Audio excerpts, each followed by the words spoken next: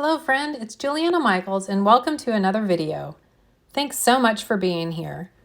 I recently shared a Mother's Day card on my blog and Instagram and I received quite a few requests to create a video for it. So this video is for you. But since Mother's Day has come and gone, I thought I would recreate that card with a birthday theme and switch up the color palette. So let's get started.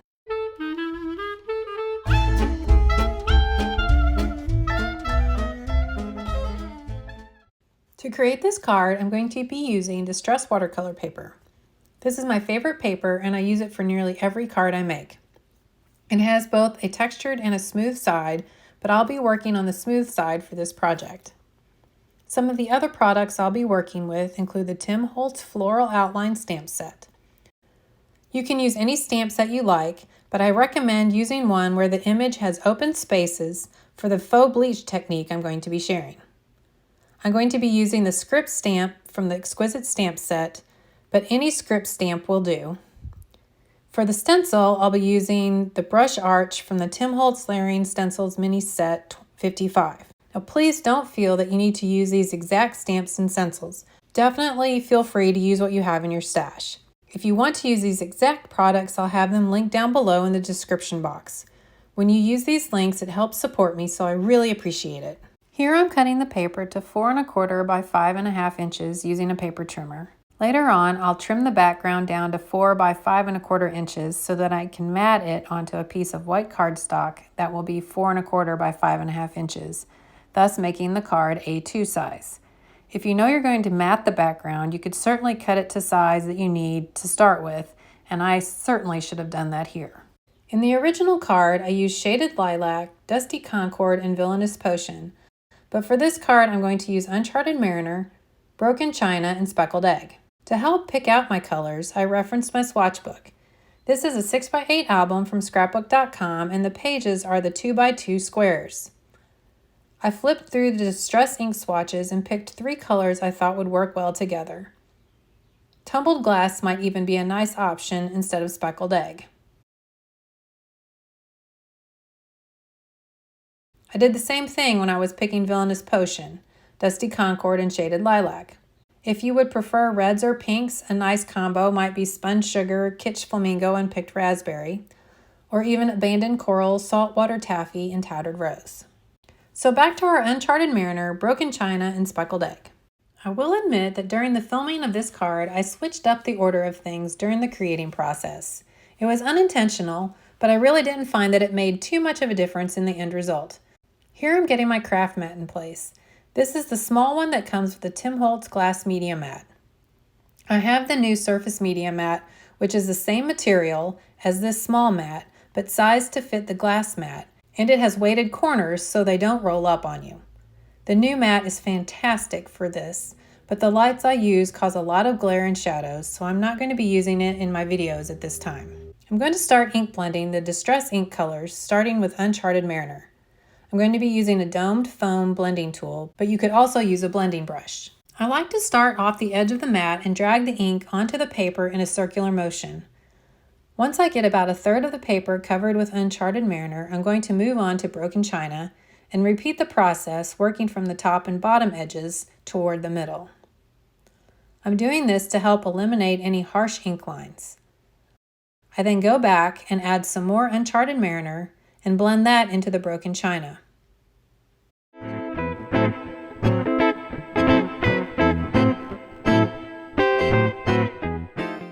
Now I'm adding the speckled egg to the last 1/3 of the paper. I always forget to grab a piece of scrap paper to protect my inked areas. The ink doesn't dry immediately, so as you can see when I'm holding the paper with my fingers, they picked up some of the ink. This little scrap of paper just helps prevent this, and I will add more ink to fill in the areas where my fingerprints are.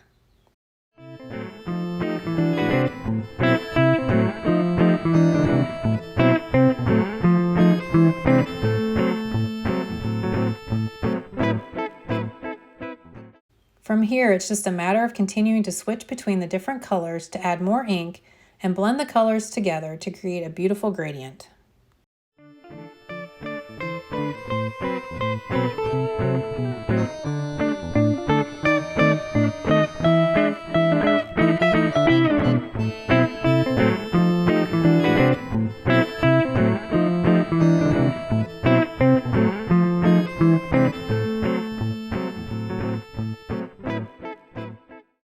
Now that the background is ink blended, I'm going to dry the ink using my heat tool before we move on to the stamping.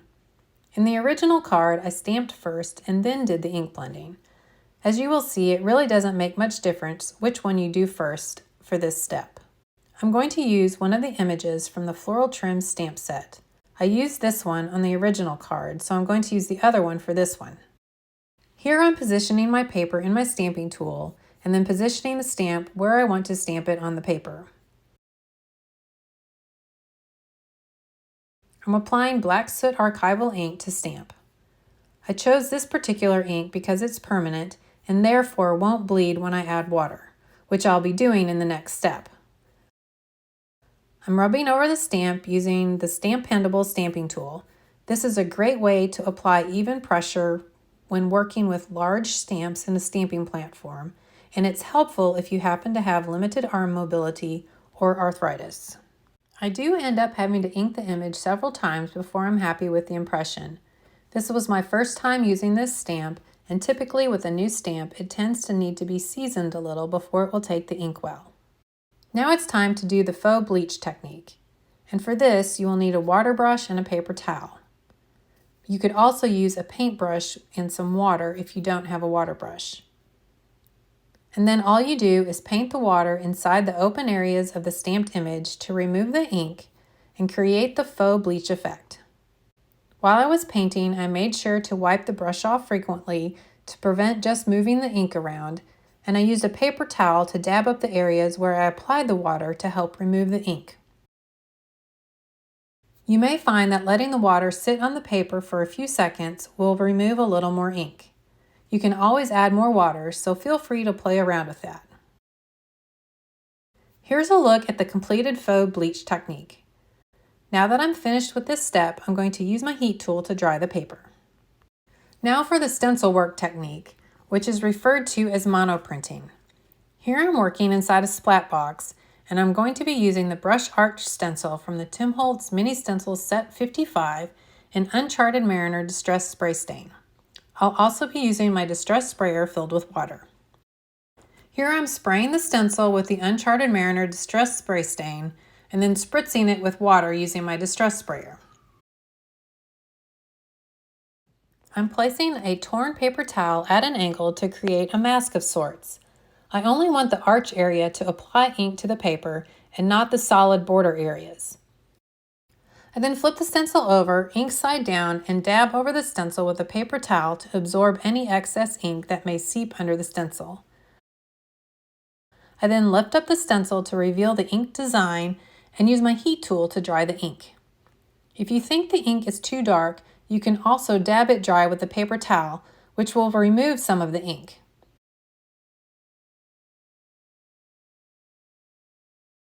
With that area completed, I'm going to repeat this entire process in the bottom right-hand corner.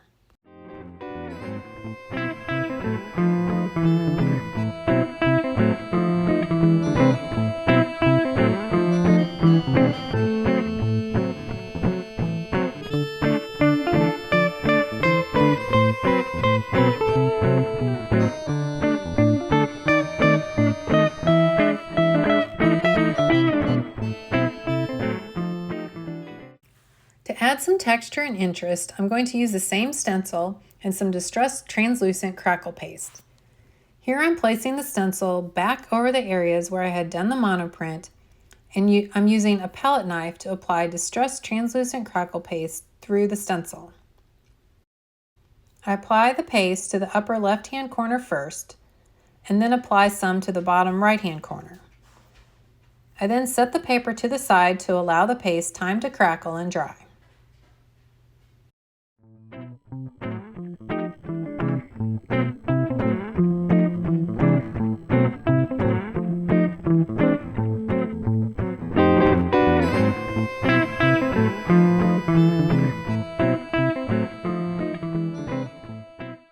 Here's what the dried crackle paste looks like.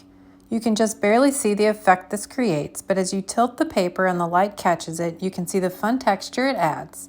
And these little details can really make a card even more interesting. For this next step, I once again totally forgot the order in which I did things in the original card, So here I'm taking the script stamp from the Exquisite stamp set and stamping parts of it here and there using Hickory Smoke Distress Oxide Ink. On the original card, I did this before I applied the crackle paste. As you can see, it still works out okay that I'm doing this afterwards, but if you do it first, you can have the script underneath the crackle paste, which looks kind of cool. Here I'm adding some splatters using a brush dipped in water, which reacts with the ink and causes it to move and create a beautiful effect.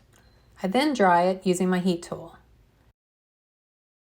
Next, I decide to add some splatters of Uncharted Mariner Distress Spray Stain. Here I'm adding the stain to my craft mat, spritzing it with a little bit of water and then using my brush to splatter the ink onto the background. I then dry the ink with my heat tool. Here I'm inking the edges with a bit of Uncharted Mariner Distress ink. This would be the only step that I wish I had remembered to do earlier, as you can't get ink under the paste. So I had to just add ink where I could, and in the end, it worked out just fine. Here's a look at the completed card. To embellish it, I die cut a piece of vellum using one of the dies from the Sizzix Woodland Stems die set. I trimmed off just a bit of the bottom of the stem and then adhered it to my card using Distress Collage Medium. For the sentiment, I used the Waffle Flower Oversized Happy stamp and die set. I die cut the word happy from white cardstock twice and adhered them together to create some dimension using Distress Collage Medium as my adhesive. I then stamped the words onto white cardstock using black ink, trimmed them down, and adhered them with scrapbook.com 1/4" double-sided foam tape. I then finished it off by adhering some of these Pinkfresh Studio clear iridescent drops using glossy accents. I also added some machine stitching around the outer edge. And there I have it. Thanks so much for stopping by. I hope you enjoyed learning how to do this faux bleach technique. As I mentioned earlier, if you're interested in the supplies I used to create this card, I have them linked in the description box below the video. When you click and shop through these links, I make a small commission from scrapbook.com at no cost to you. And this helps support me, so I really appreciate it. Thanks again for watching and have a great day. Thanks so much for watching. I'm truly grateful for you. I was wondering if you could do me a quick favor and subscribe to my channel or leave me a thumbs up or a comment. If you're feeling extra generous, I'd love for you to share about my channel with your friends. All of these things help out us YouTubers so much, and it would mean so much to me to have your support.